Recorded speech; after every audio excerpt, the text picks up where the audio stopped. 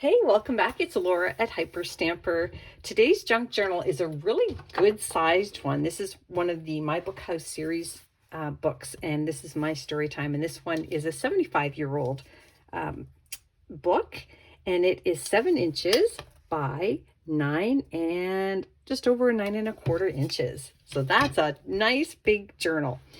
I've added some beautiful vintage beads down here that I thought matched really nicely with the cover. This is the original plate on the cover. It's got a little bit of wear up here, but it's still so beautiful. These two little children sitting on the stones with the forest animals, and they're reading with story time. Isn't that lovely? So I've added, some ribbons and some beads, and I'm going to take you on a little journey through here, just past this beautiful vintage crochet, and show you all of the authentic, original, antique and vintage ephemera in here.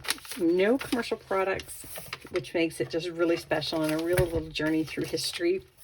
We've got the original first page here, cover page, and then this here is a really cool, it was a antique box that held gloves, made in England gloves, and so I cut it up to make tags because it was quite dilapidated.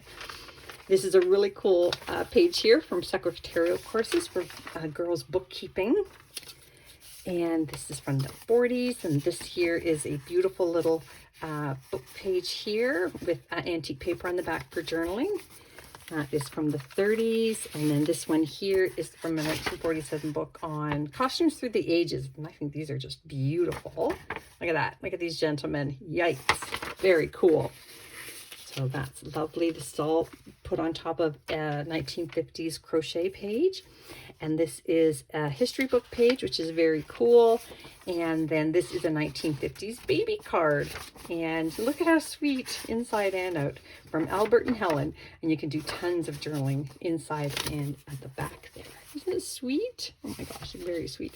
Another wonderful children's book page here with more little forest animals. And then this is The Great Out of Doors. I thought that was a fun book page. And Jack in the Pulpit. I've had a few of these books, so a couple of those pages in the past as well. Look how pretty this is. Isn't that wonderful? Look at these granny squares are now very popular, so it was fun to see it in a 70-year-old book. This is just a little booklet I made for extra journaling with my cutoffs. And I did a really fun cluster here. This is an awesome plate from the early 1900s. A girl here with her wooden shoes, so Dutch girl, and she is caring for this boy who bonked his head. So you can journal on the back of that as well. And I did some hand stamping on some of these pages. This is a really cool 1940s Theatre World magazine page. Really cool advertisements. I'll see more of those in a second. And I did tea-dye this paper here because I am running out of plain vintage paper. So I made some. And then this here is another inside cover page. Look how cool that is, eh? Nice, really great forest green there, journaling. And this came from, obviously, a bingo game from the 50s. And this was at the side of the box. So I have 4 of these, which is really fun. I love, love, love the font on there. It's so telling of the time it was made. 1950s embroidery page, and this is a great Through Fairy Halls from the My Book House series as well. Beautiful image here. And then here's another one of Stacy's Maple Grove Dairy receipts, number 4 down there. That is authentic. This here is all antique materials that I made this card out of, but the base and the envelope are not. So I'm full disclosure, but I wanted you to be able to use that card and send it if you wanted, if you're the new owner of the journal.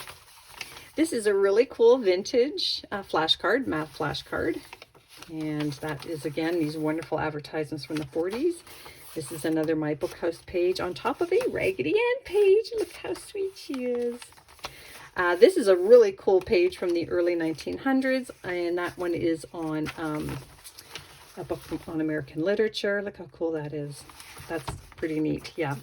And then this here is from 1913 from Girls Own, and it's got the clothes calendar. Isn't that cool? A dressing jacket, nightgown. Look at these awesome clothes. So that's a really cool piece. Very, very old and historic. This is a great piece from the 50s, from a craft magazine. We've got pottery on one side, And look at that lamp, and then leather crafts on the other. So that's pretty sweet.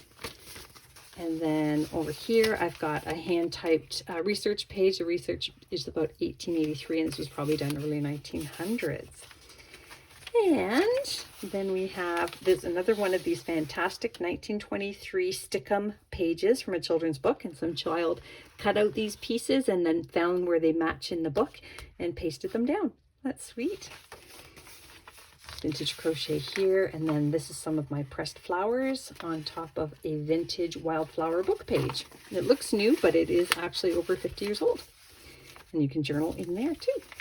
And then this is a 1950s bingo card. I love it. I love how discolored it is around the edges, but it's authentic and really quite fun. Then you can journal up here as well.